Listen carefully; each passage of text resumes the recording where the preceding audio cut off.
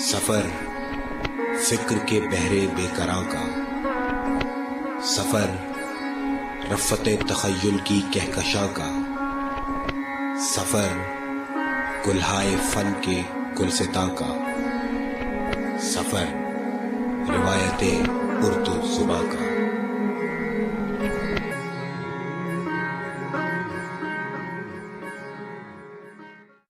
بسم اللہ الرحمن الرحیم۔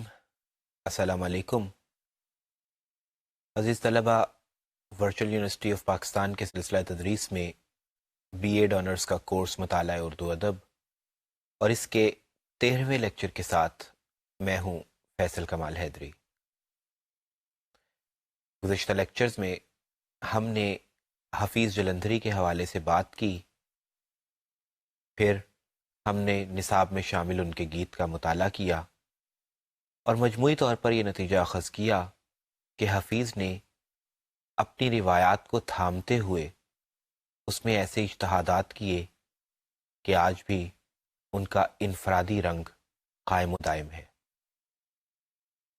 آج کے اس لیکچر میں ہم بات کریں گے اردو ادب کے ایک اور ناقابل فراموش نظم گو مجید امجد کے حوالے سے۔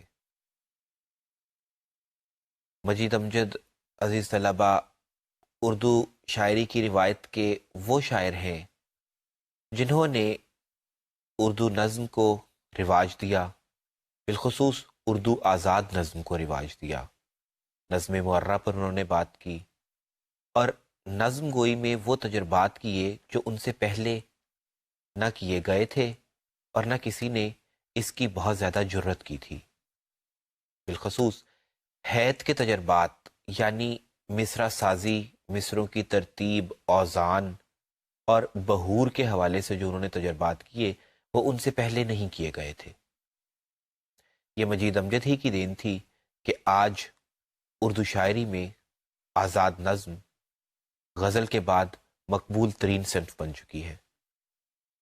قبل اس کے کہ ہم ان کی شاعری کے حوالے سے بات کریں، سب سے پہلے آئیے دیکھتے ہیں کہ مجید امجد کی زندگی کیسے گزری۔ مجید امجد 29 جون 1914 کو جھنگ میں میاں محمد علی کے ہاں پیدا ہوئے۔ مجید کی پیدائش کے کچھ عرصہ بعد ہی ان کے والد نے دوسری شادی کر لی، لہٰذا مجید کی ابتدائی تعلیم و تربیت اپنے نانا میاں نور محمد کے زیر سایہ ہوئی۔ نانا سے فارسی و عربی اور طب کی ابتدائی کتب پڑھنے کے بعد جھنگ سے ہی میٹرک اور ایف اے کے امتحانات پاس کیے اور پھر اسلامیہ کالج لاہور سے بی اے کیا۔ کئی سال تک نیم سرکاری رسالہ عروج کے مدیر رہے۔ روزگار کے سلسلے میں ساہیوال چلے گئے، جہاں تقریباً 29 سال قیام کیا اور اسسٹنٹ فوڈ کنٹرولر کے عہدے سے ریٹائر ہوئے۔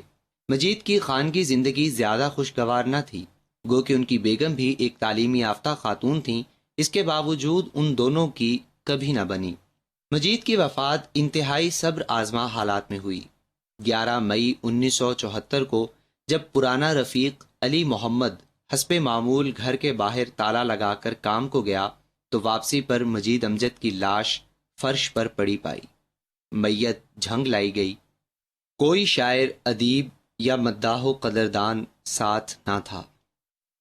بالآخر 12 مئی 1974 کو 20-25 افراد کی موجودگی میں ان کو سپرد خاک کر دیا گیا۔ کچھ شخصیات شاید دنیا میں نہیں بستی بلکہ دنیا ان میں بستی ہے۔ یہی وجہ ہے کہ جس طرح ہر طرف دنیا کے ہنگامے تو نظر آتے ہیں، لیکن کرے کے غیر محسوس وجود کی طرح ان شخصیات کا وجود بھی گمنامی کی پہنائیوں ہی میں رہ جاتا ہے۔ مجید امجد کے ساتھ بھی کم و بیش ایسا ہی ہوا۔ وہ ایک زندگی گزار گئے، لیکن کسی کو احساس تک نہ ہوا کہ کوئی شاعر قطرہ قطرہ گزر رہا ہے۔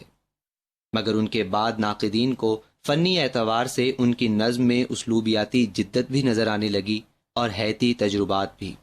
مجید کی نظم کے نمائندہ موضوعات تصور وقت، منظر نگاری، اپنے دور سے احساس اجنبیت اور عصری شعور ہیں۔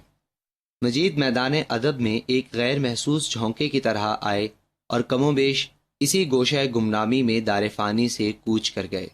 لیکن آج اردو نظم کی تاریخ مجید امجد کے نام کے بغیر مکمل نہیں ہوتی۔ عزیز طلبہ، آپ نے دیکھا کہ ایک ایسا شاعر ہم میں گزر گیا جس کا ہمیں پتہ ہی نہیں چلا. ہم نے احساس ہی نہیں کیا کہ ہمارے درمیان کون موجود ہے. ایک ایسا شخص جو اپنی شناخت چاہتا تھا، جو اپنا پتہ چاہتا تھا، لیکن بدقسمتی کہ ہم نے کچھ ایسا اس کو کھو دیا. ہم اپنے مسائل میں کچھ ایسے الجھے رہے کہ ہمیں پتہ ہی نہیں چلا کہ ہمارے درمیان ایک انتہائی حساس شخص موجود ہے جو اپنی شناخت چاہتا ہے. بہرحال شاید یہ پہلی دفعہ نہیں ہوا.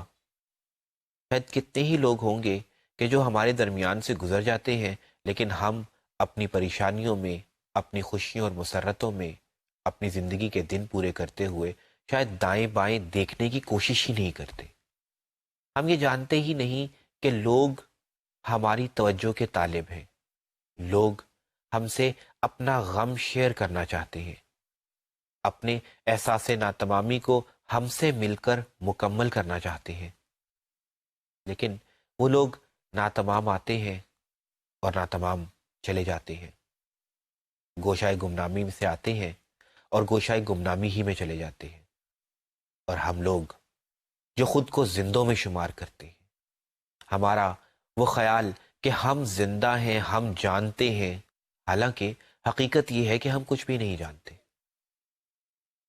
مجید امجد وہ شاعر ہیں کہ جو احساس کمتری میں تو میں نہیں کہوں گا کہ مبتلا تھے، لیکن اس قدر خوف زدہ تھے اس زمانے سے، اس قدر ڈرے ہوئے تھے اس دنیا سے، 20ویں صدی کی وہ دنیا جو شاید ان سے ہضم ہی نہیں ہو سکی تھی. اس کی کیا وجہ تھی؟ آپ نے حالات زندگی پڑھتے وقت یہ نوٹس کیا ہوگا کہ ان کے خانگی حالات کسی طور بھی نارمل نہیں تھے. جب ہم کسی شاعر کی تحلیل نفسی کرتے ہیں، یعنی ہم یہ دیکھنے کی کوشش کرتے ہیں کہ اس میں کون سے محرکات تھے، نفسیاتی اعتبار سے اس کی شاعری کون سے محرکات تھے اس کی شخصیت میں، جو اس کی شاعری میں تردیدی یا توثیقی صورت میں ہمیں نظر آئے. تو اگر ہم اس حوالے سے مجید امجد کی بات کریں تو ایک تو یہ ہوا کہ ان کو والدین کی طرف سے خانگی زندگی میں مسائل دیکھنے کو ملے کہ ان کے والد کی پہلی شادی ناکام ہو گئی، نتیجتاً ان کا زیادہ تر عرصہ اپنے ننھال میں گزرا. پھر اپنی شادی ہوئی تو حالات پھر سے کچھ ایسے ہی ہو گئے. پھر سب سے بڑا المیہ یہ ہوا کہ وہ جو کچھ کہتے تھے اس کے متعلق شور و غوغا کرنے کی قدرت نہیں رکھتے تھے. یعنی اگر انہیں کوئی پہچان جائے، میں نے جب میر پڑھایا تھا، جب ہم نے میر پر بات کی تھی تو میں نے حوالہ دیا تھا میر کے ایک شعر کا کہ ہم فقیروں سے بے ادائی کیا، آن بیٹھے جو تو نے پیار کیا. تو اس قدر عجز، اس قدر عاجزی، انکساری ان کے مزاج میں پائی جاتی تھی کہ اگر کوئی پوچھ لیتا تو شاید یہ اسے بتا ہی دیتے. لیکن بدقسمتی یہ ہے کہ کسی نے پوچھا ہی نہیں. میں مجید امجد پر بات کرتے ہوئے سیاسی اور سماجی پہلوؤں کا احاطہ کرنا زیادہ ضروری نہیں سمجھتا، کیونکہ ابھی ہم نے گزشتہ لیکچرز میں حفیظ جلندری کا مطالعہ کیا. حفیظ جلندری کا دور 1900 سے 1982 تک کا دور تھا اور مجید امجد کا دور 1914 سے 1974 تک کا دور ہے. یہ وہ دور ہے جو حفیظ جلندری کے بالکل عین برابر کا تھا. یعنی دونوں شعراء معاصر شعراء تھے، ایک دور میں دونوں گزرے.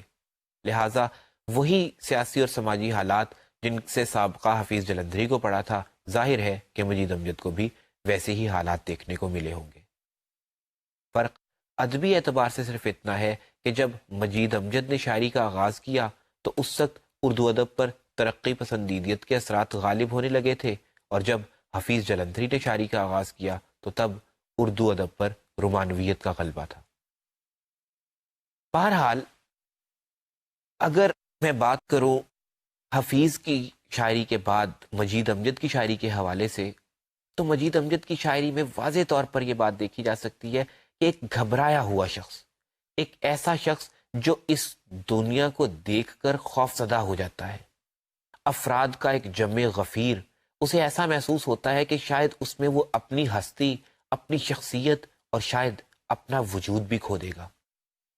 اور ایک دن ایسا ہوتا ہے، وہ اپنا وجود کھو دیتا ہے۔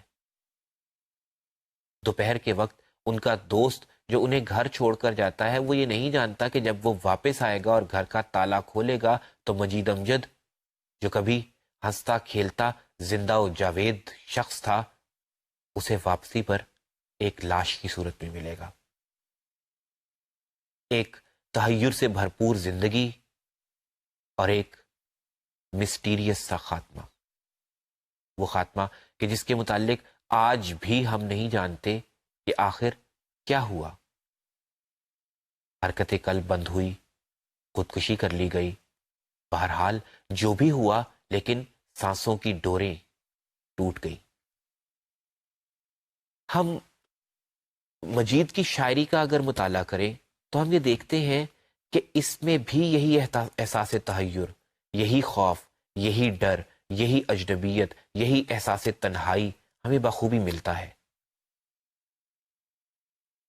حالانکہ عموماً یہ تصور کیا جاتا ہے کہ شاعر لوگ خود بین ہوتے ہیں، نرگسیت پائی جاتی ہے، خود پسند ہوتے ہیں، لیکن یہ بات مجید کی شاعری کے حوالے سے درست ثابت نہیں ہوتی۔ وہ کسی بھی موڑ پر یہ محسوس نہیں کرتے کہ وہ کوئی بہت افلاطونی چیز ہے۔ ہاں، انہیں یہ قلق ضرور رہا کہ انہیں دنیا نے نہیں پہچانا، لیکن اس قلق کی شاید ایک بہت بڑی وجہ وہ بذات خود تھے۔ ان کا وہ ہچکچایا ہوا انداز، ان کی وہ گھبراہٹ کہ شاید دنیا پر آشکار ہونے کے نتیجے میں ان کا رہا سہا وجود بھی ریزہ ریزہ نہ ہو جائے، یہ خوف بیسیکلی شاید ان کو دنیا پر کھول ہی نہ سکا، دنیا ان کے متعلق جان ہی نہیں سکی۔ ان کی سب سے پہلی کتاب شب رفتہ کا مطالعہ کیا جائے تو اس کے فلیپ پر ان کی تحریر اگین اسی طرف اشارہ کرتی ہے، جس میں انہیں احساس ناتمامی تو ہے ہی، لیکن ہمارے سامنے ایک گھبرایا ہوا شاعر آتا ہے، جسے یہ خطرہ ہے، یہ احساس ہے کہ وہ جو کچھ کہنا چاہتا تھا، جو اس کے ذہن میں تھا، جو اس کے فکر میں تھا، جو اس کے لہو میں دوڑ رہا تھا، شاید وہ نہیں کہہ پایا۔ یہی وجہ ہے کہ وہ شب رفتہ کے فلیپ پر لکھتے ہیں، میری داستان عجز یہی نظمیں ہیں، فکر خود سوز کے لہو سے لتھڑے یہی چند اوراق ہیں۔ سب سے بڑھ کر خلش اس بات کی ہے کہ یہ بیان نامکمل اور یہ اظہار ناتمام، جس کی بنیاد محض تسکین ذوق تھی، فن کی ان بلندیوں کو نہ پہنچ سکا جو میرا مقصود نظر تھا۔ میں اسی ذوق طلب کا مارا ہوا، کانپتے اور جھجکتے حروف کے یہ سفینے آج وقت کی لہروں کے حوالے کرنے آیا ہوں۔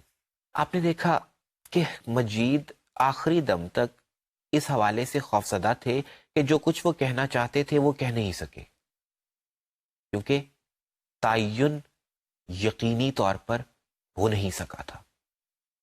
اور عزیز طلبہ، جب تعین نہیں ہوتا، جب ہم خود کو پہچانتے نہیں، خود کو جانتے نہیں، تو اس کا نتیجہ کیا نکلتا ہے کہ ہم ہر لحظہ ایک خاص قسم کی حیرت میں مبتلا رہتے ہیں۔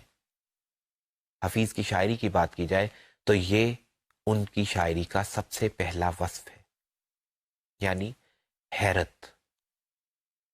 ایک ایسا شخص جو کائنات کو حیران کن انداز میں دیکھتا ہے، کائنات کی وسعتیں، نکلتا ہوا سورج، ٹمٹماتے ہوئے ستارے، چاند کی چاندنی، کھلتے ہوئے پھول، بہتے ہوئے دریا، یہ سب اسے حیران کرتے ہیں کہ یہ کارخانہ زیست کیوں کر چل رہا ہے۔ پھر اس پہ انسانوں کے رویے، وہ انسان کہ جسے آج تک کوئی سمجھنے کا دعویٰ ہی نہیں کر سکتا۔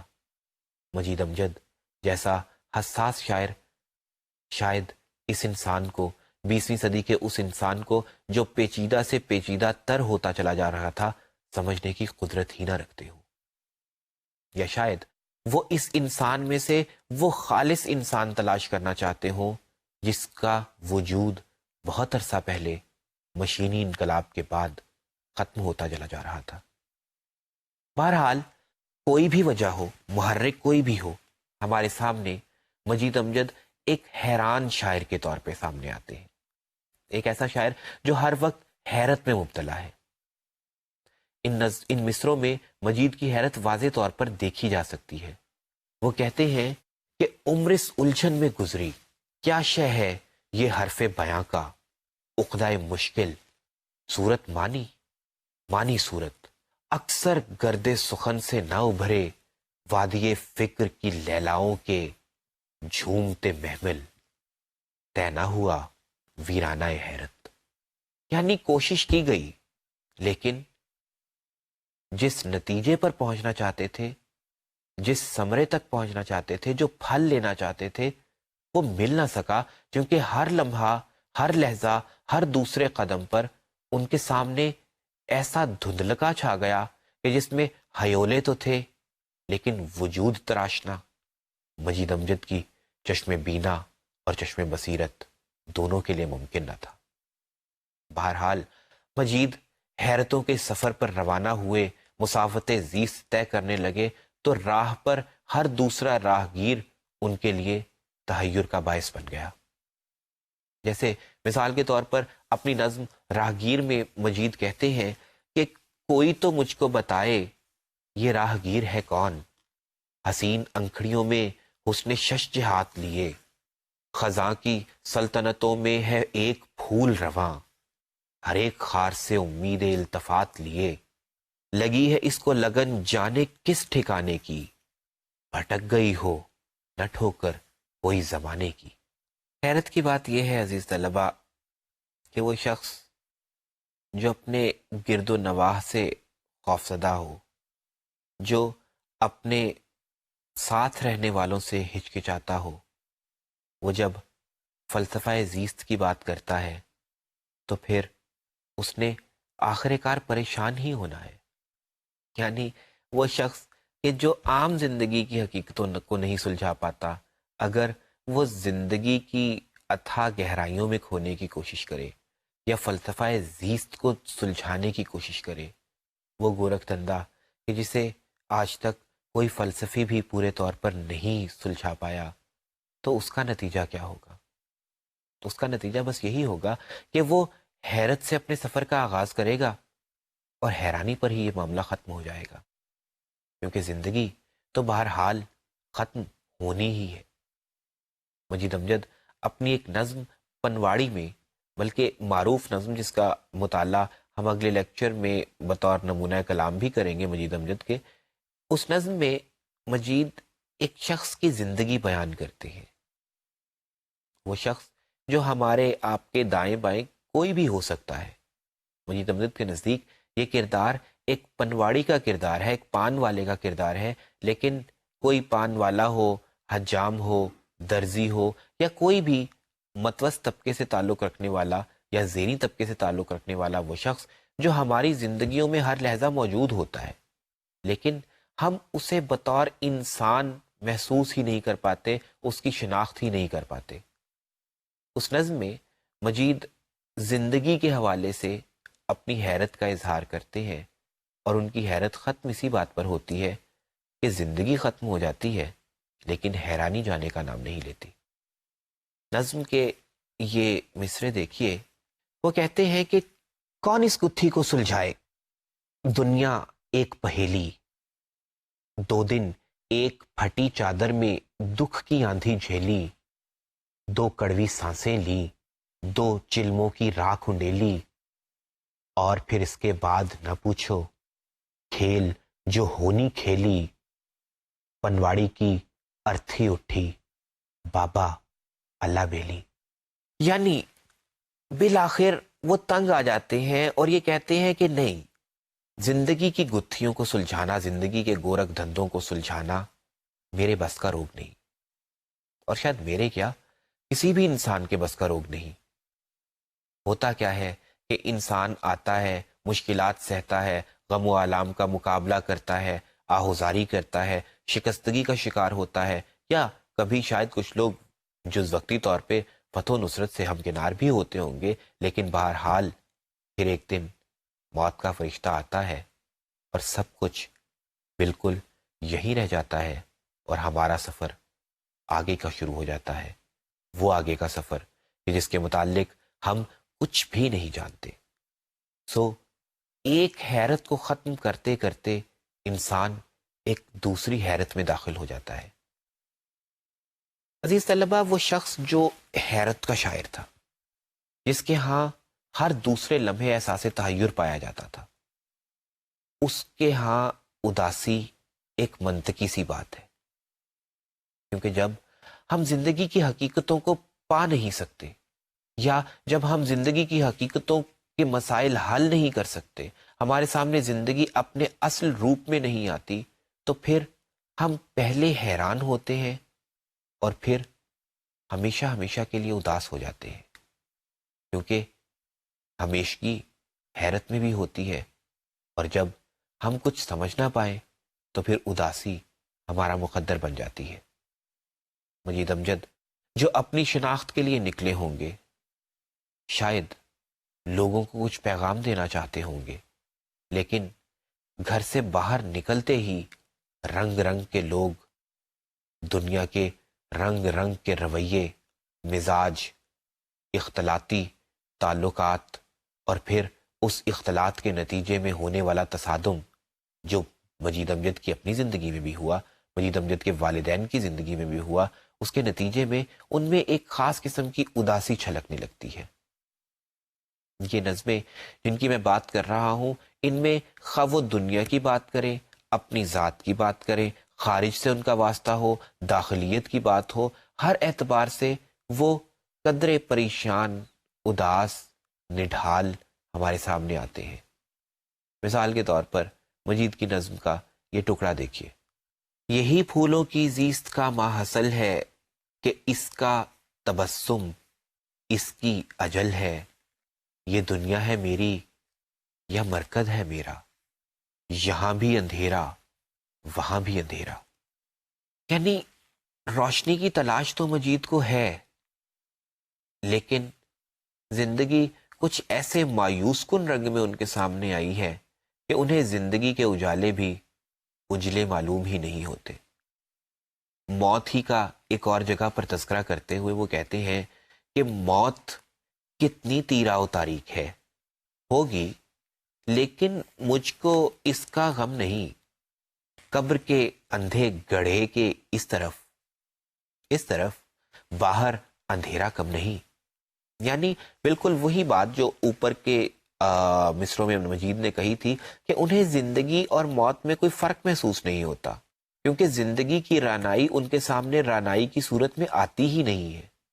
زندگی میں رانائی ہوگی، لیکن ان کا مزاج، ان کا رجحان اور ان کے بچپن سے لے کر زندگی کے دوران اور آخری دم تک ان کے ساتھ رہنے والے ان کے ڈیلیماز، ان کی حیرانی، ان کا احساس تحیر، بیسیکلی ان کو کسی بھی طور پر خوشیوں کے قریب نہیں جانے دیتا، اور وہ ہر لحظہ خود کو اداس پاتے ہیں، اور اداسی کا نتیجہ عزیز طلبہ تنہائی ہوتا ہے۔ یعنی مجید امجد کی شاعری کا تیسرا وصف احساس تنہائی، کہ جس میں وہ خود کو ہمیشہ اکیلا محسوس کرتے ہیں۔ ایک طرف ان کے سامنے وہ لوگ ہیں کہ جو لوگوں کے جھمگٹے میں کھڑے ہیں، لوگ ان کا آٹوگراف لینے کے لیے ترس رہے ہیں، وہ لوگوں کے لیے مرکز نگاہ ہیں، اور دوسری طرف مجید امجد جس کے پاس لوگوں کو دینے کے لیے بہت کچھ تھا، فکر کی سطح پر، جذبے کی سطح پر، معنویت کی سطح پر، لیکن لوگ شاید مادیت کے پیچھے اس قدر لگ گئے ہیں کہ ان کے لیے فکر کی ترقی، جذبے کی ترقی یا معنویت کی وسعت کوئی معنی ہی نہیں رکھتی۔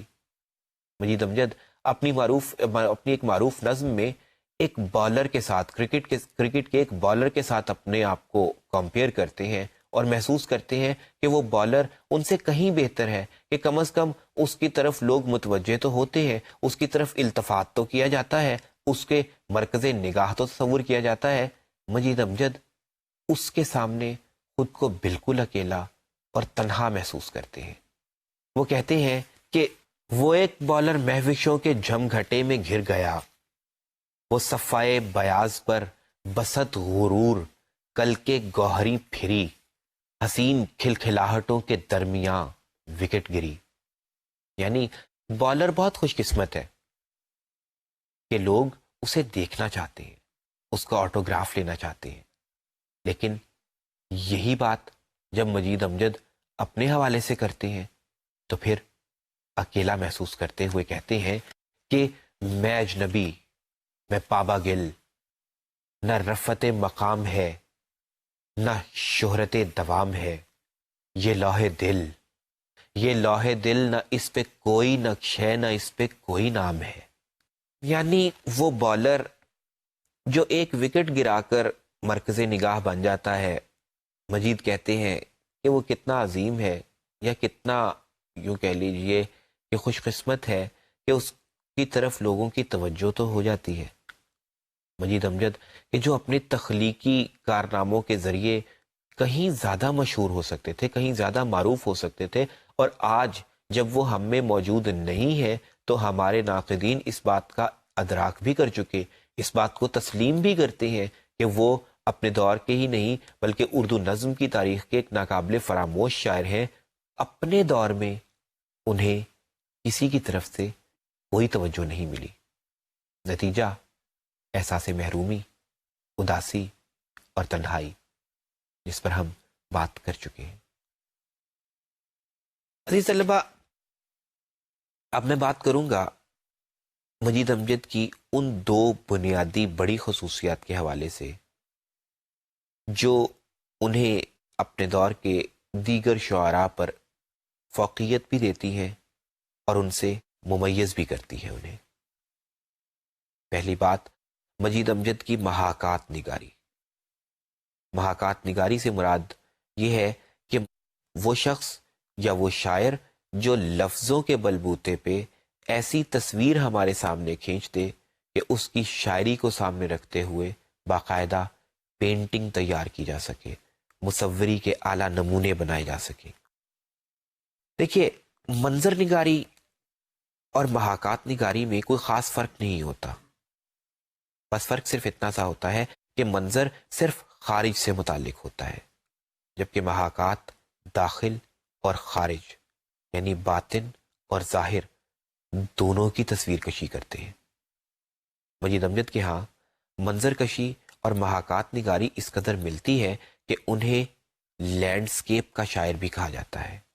یعنی ان کی نظر اتنی باریک بین ہے کہ ان کے سامنے سے کوئی منظر، کوئی حرکت کچھ اس طرح سے نہیں گزرتی کہ حساس شاعر اس پر نظر نہ رکھ سکے، اسے نوٹس نہ کر سکے، اسے محسوس نہ کر سکے اور اس کی لطافت کو اپنے شعروں میں بیان نہ کر سکے.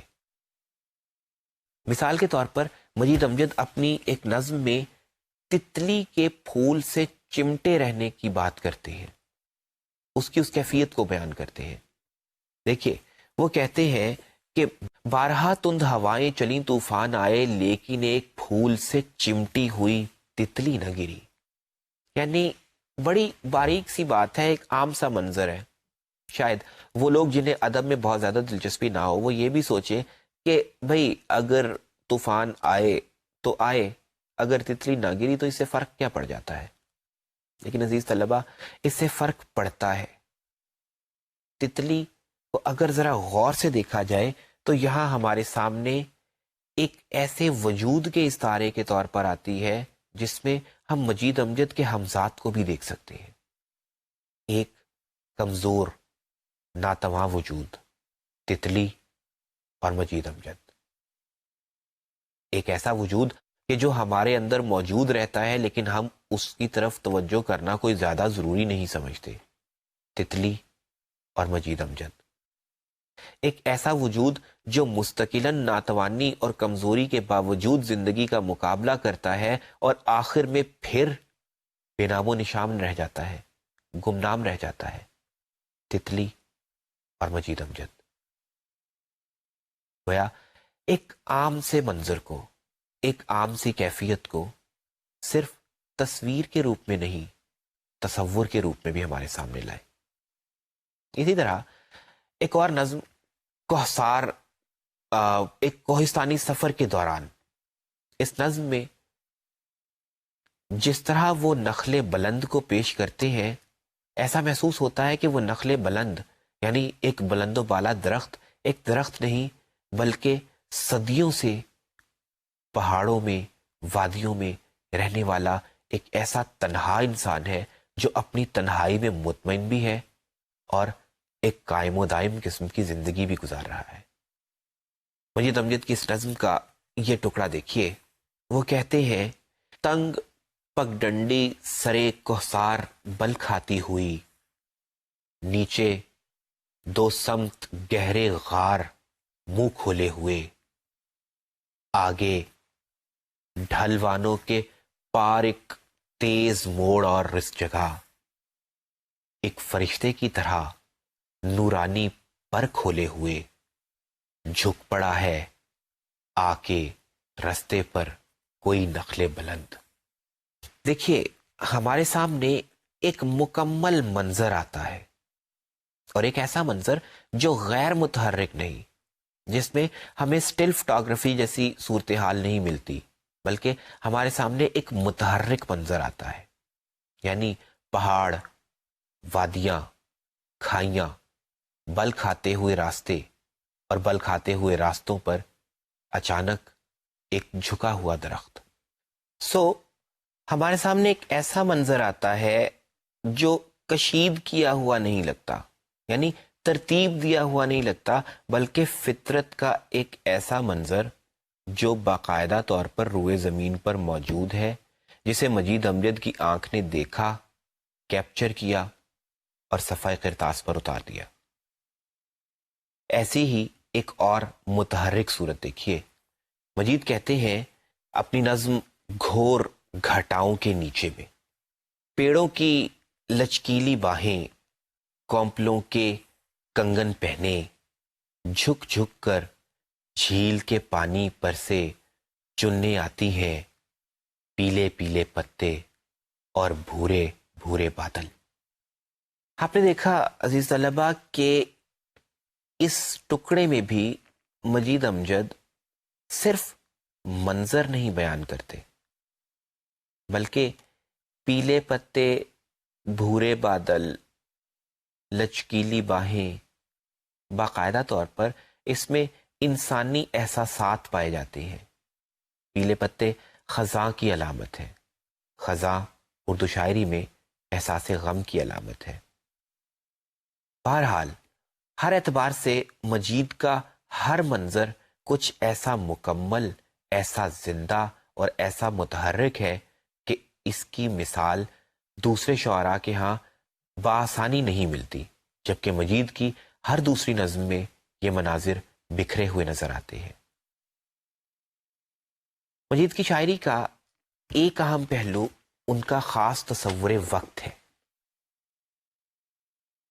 مجید کے ہاں یہ وقت ایک ایسا دھارا ہے جس پر نہ انہیں قابو ہے، نہ جس کا سرا ان کے ہاتھ آتا ہے، بس یہ احساس ہے کہ وقت گزرتا جا رہا ہے، ایک ایسا آٹومیٹائزڈ سا سسٹم کہ جس کے تحت شب و روز کا ایک چکر ہے جو چلتا چلا جا رہا ہے، چلتا چلا جا رہا ہے، اور مجید اور دوسرے لوگ اس چکر میں اپنا وجود کھو دیتے ہیں، لیکن ہاتھ کچھ نہیں آتا۔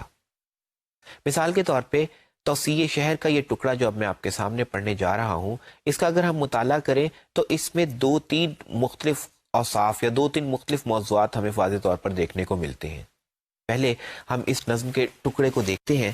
مجید کہتے ہیں کہ 20 برس سے کھڑے تھے جو اس گاتی نہر کے دوار، جھومتے کھیتوں کی سرحد پر بانکے پہرے دار، گھنے سہانے چھاؤں چھڑکتے بور لدے چھتنار، 20,000 میں بک گئے سارے ہرے بھرے اشجار۔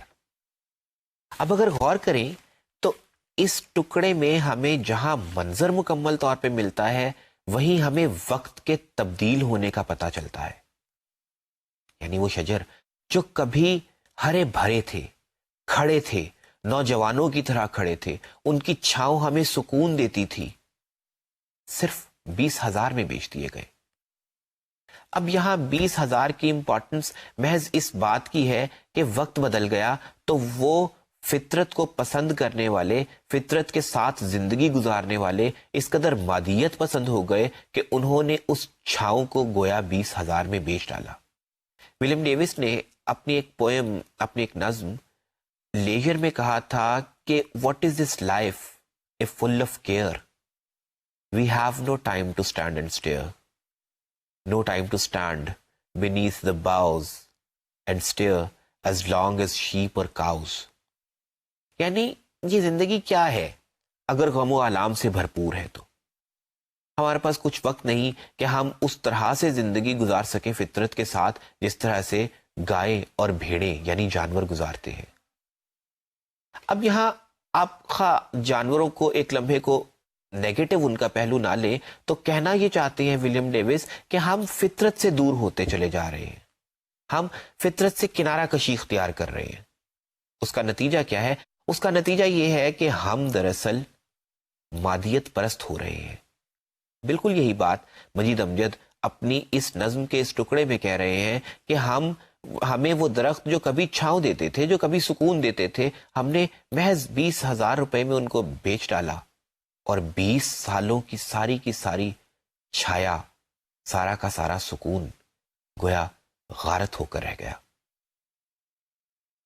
یہاں وقت ہمارے سامنے ایک ظالم وجود کے طور پر آتا ہے، ایک ایسے امر، ایک ایسے پہلو کے حوالے سے ہمارے سامنے آتا ہے کہ جو انسان کی خصوصیات، انسان کے اوصاف، انسان کے مثبت رویے اور رجحانات ان سے چھینتا چلا جا رہا ہے۔ دوسری طرف وقت ایک ایسے سکوت کے صورت میں بھی ہمارے سامنے آتا ہے کہ جس میں خواہ بچپنا ہو، نوجوانی ہو، بڑھاپا ہو، نقطہ ارتکاز ہٹنے ہی نہیں پاتا۔ صدیاں گزر جاتی ہیں لیکن ایسا محسوس ہوتا ہے کہ شاید ہم وہیں پہ کھڑے ہیں جہاں سے ہم نے مسافت زیست کی ابتدا کی تھی۔ مثال کے طور پر وہ نظم کے اس ٹکڑے میں کہتے ہیں کہ طلوع مہر شگفتے سحر سیاہی شب، تیری طلب تجھے پانے کی آرزو تیرا غم۔ یعنی خواہ چلچلاتی ہوئی دھوپ ہو، سحر کی شگفتگی ہو یا رات کی تاریکی، ہمیں تو بس ایک ہی مسئلہ رہا اور وہ محبوب کے وصال کا۔ نہ پاسٹ میں مل سکا، نہ ماضی میں ہمارے ہاتھ آیا، نہ حال میں، اور نہ شاید مستقبل میں آ پائے۔ اسی طرح سے وقت کا ایک اور پہلو مجید کی نظموں میں ہمارے سامنے آتا ہے اور وہ ہے اس کے طولانی ہونے کا، اس کے آفاقی ہونے کا، یعنی فرام ان نون ٹو ان نون، گمنامی سے گمنامی تک۔ مجید کہتے ہیں کہ پلٹ پڑا ہوں شعاؤں کے چیتھڑے اوڑھے، نشیب زینائے ایام پر عصا رکھتا۔ دیکھیے شعا اور عصا نظم کے اس ٹکڑے کو بہت وسیع کر دیتا ہے۔ کلیم اللہ حضرت موسیٰ علیہ السلام رب کائنات سے ملاقات کے لیے، رب کائنات سے ہم کلام ہونے کے لیے طور پر جایا کرتے تھے، جہاں ان کی ملاقات، ان کا کلام اللہ تبارک و تعالیٰ سے ہوتا تھا۔ نور حق کی ایک جھلک پڑی تو وہ طور جل کر سیاہ ہو گیا۔ شعاؤں کے چیتھڑے اوڑھنے سے مراد دراصل وہی واقعہ ہے کہ عصا ٹیکتے ٹیکتے، زینائے ایام سے گزرتے گزرتے، اس ملاقات سے کہ جب انسان یعنی حضرت موسیٰ علیہ السلام رب تعالیٰ سے ہم کلام ہوتے تھے، تب سے انسان سفر کرتا کرتا آج کی حالت کو پہنچ گیا، اس دور کو پہنچ گیا کہ جس میں کچھ بھی نہیں رہا۔ شعاؤں کے چیتھڑوں نے جسم کو بھی جلا کر خاکستر کر ڈالا، لیکن وقت ہے، سفر ہے کہ جاری و ساری ہے۔ مجید ایک اور غزل میں کہتے ہیں کہ میں روز ادھر سے گزرتا ہوں، کون دیکھتا ہے؟ میں جب نہ ادھر سے گزروں گا کون دیکھے گا؟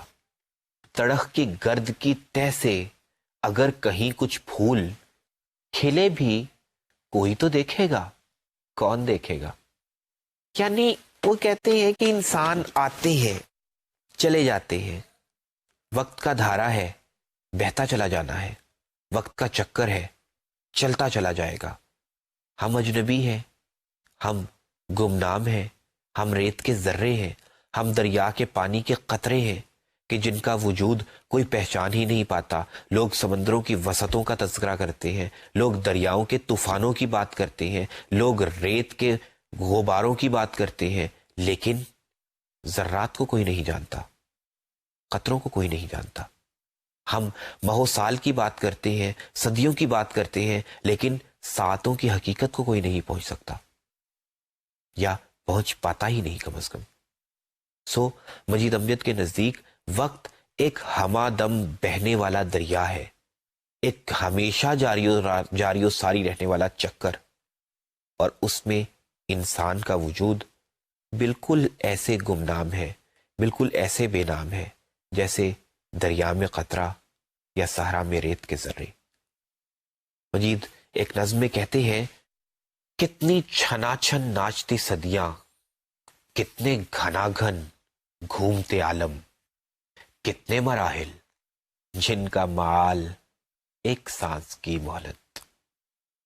یعنی وقت ہے کہ بیتا چلا جا رہا ہے، صدیاں دوڑتی چلی جا رہی ہیں، رات دن کے پیچھے ہے اور دن کے اجالے راتوں میں کھو جاتے ہیں، بہار خزاں میں، خزاں بہاروں میں بدلتی رہتی ہیں، وقت چلا چلا جاتا ہے، وقت چلتا چلا جاتا ہے، اور ہم خاموشی سے صرف ایک سانس کے انتظار میں اپنی زندگی سے ہاتھ دھو بیٹھتے ہیں۔ یعنی وقت تو جاری و ساری رہنا ہے، سو وہ رہتا ہے، ہم ایک ساتھ کے لیے، چند لمحات کے لیے آتے ہیں اور پھر ہمیشہ ہمیشہ کے لیے کھو جاتے ہیں۔ اگین وقت کا ایک ہمیشگی کا تصور۔ یہ نظم دیکھیے جس میں وہ کہتے ہیں کہ اور ایک نغمہ سرمدی کان میں آ رہا ہے، مسلسل کنواں چل رہا ہے، پیا پے مگر نرم رو، اس کی رفتار پہم مگر بے تکان اس کی گردش، عدم سے ازل تک، ازل سے ابد تک بدلتی نہیں ایک آن اس کی گردش، نہ جانے لیے اپنے دو لاب کی آستینوں میں کتنے جہان اس کی گردش، رواں ہے، رواں ہے، تپاں ہے یہ چکر یوں ہی جاویدان چل رہا ہے، کنواں چل رہا ہے۔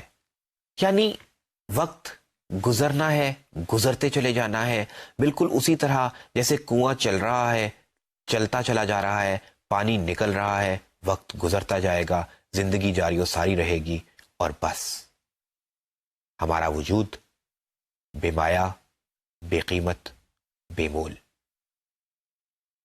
یوں عزیز طلبہ، مجید امجد کے ہاں وقت کا یہ تصور ہمیں ایک ماورائیت کی طرف بھی لے کر جاتا ہے، یعنی قید و بند کی صعوبتوں سے آزاد، اور دوسری طرف ہمیں اپنی بے مائیگی، اپنی کم آئیگی کا احساس بھی دلاتا ہے کہ یہ وقت تو جاویداں ہے، لیکن میں اور آپ، ہماری اس میں کوئی امپورٹنس نہیں۔ سو اگر مجموعی طور پر بات کروں تو مجید امجد نے ایک تو اردو نظم کو آزاد نظم کا آہنگ دیا، انہوں نے حید کے مختلف تجربات کیے جس کے میں نے کوئی خاص مثال تو نہیں دی، لیکن اگر آپ میرے لیکچر میں شامل مختلف نظم منظومات کے ٹکڑوں کا مطالعہ کریں، نظمیں پڑھیں، تو آپ کو اندازہ ہوگا کہ مصروں کو توڑنا، مصروں کو باندھنا، نئی بہور کا استعمال کرنا، الفاظ کا استعمال، الفاظ کا ایک خاص التزام، یہ وہ خاص خصوصیات ہیں جو ان کے حیتی تجربات کے باعث ان کے ہاں دیکھنے کو ملتی ہے۔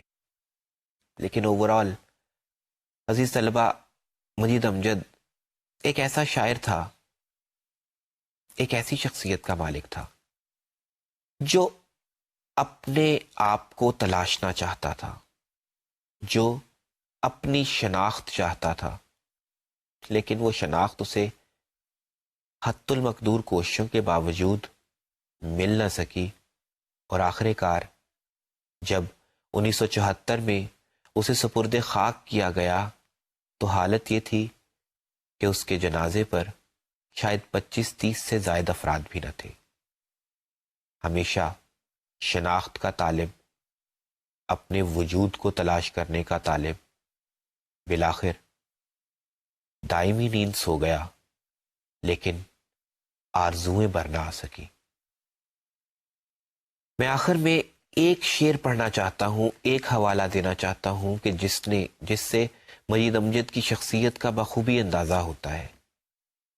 انہیں خود اس بات کا احساس ہے کہ انہیں اس دنیا میں تو اس زندگی میں تو انہیں خوشیاں نہ مل سکی، لہٰذا وہ دعا کرتے ہیں کہ انہیں آئندہ زندگی میں کم از کم بہاریں نصیب ہو جائیں۔ اور دیکھیے کیسی بات ہے کہ ہم ان کی زندگی میں تو انہیں نہ پہچان سکے، ان کی موت کے بعد بھی بہت سے لوگ جو انہیں نہیں جانتے، یہ جو شعر میں پڑھنے جا رہا ہوں اس کے دوسرے مصرے کو تھوڑا سا بدل کر میری کی جگہ تیری لگا کر وہ عموماً قبروں پر کتبوں کی صورت میں مجید امجد کو یاد کرتے ہیں۔ مجید امجد نے کہا تھا، کٹی ہے عمر بہاروں کے سوگ میں امجد، میری لحد پہ کھلیں جاویداں بہار کے پھول۔ آج میری لحد کو تیری لحد پہ کھلیں جاویداں بہار کے پھول کی صورت میں مجید امجد قبرستان یا شہر خاموشاں کے کتبوں پر تو زندہ نظر آتے ہیں، لیکن ادب کا عام طالب علم ان کے متعلق کوئی آگہی نہیں رکھتا۔ تو عزیز طلبہ، کوشش کیجئے کہ ہم اپنے گرد و پیش پر نظر رکھیں کہ شاید کوئی نابغہ روزگار ہستی، کوئی ناقابل فراموش انسان ہمارے آپ کے درمیان بھی قطرہ قطرہ، لمحہ لمحہ اپنی زندگی سے دور ہوتا چلا جا رہا ہو اور ہمیں اس کا احساس ہی نہ ہو۔ اپنے گرد و نواح پر نظر رکھیے کہ یہی انسان کا سب سے بڑا فرض بھی ہے۔ آپ سے ملاقات ہوگی اگلے لیکچر میں، تب تک کے لیے اللہ حافظ۔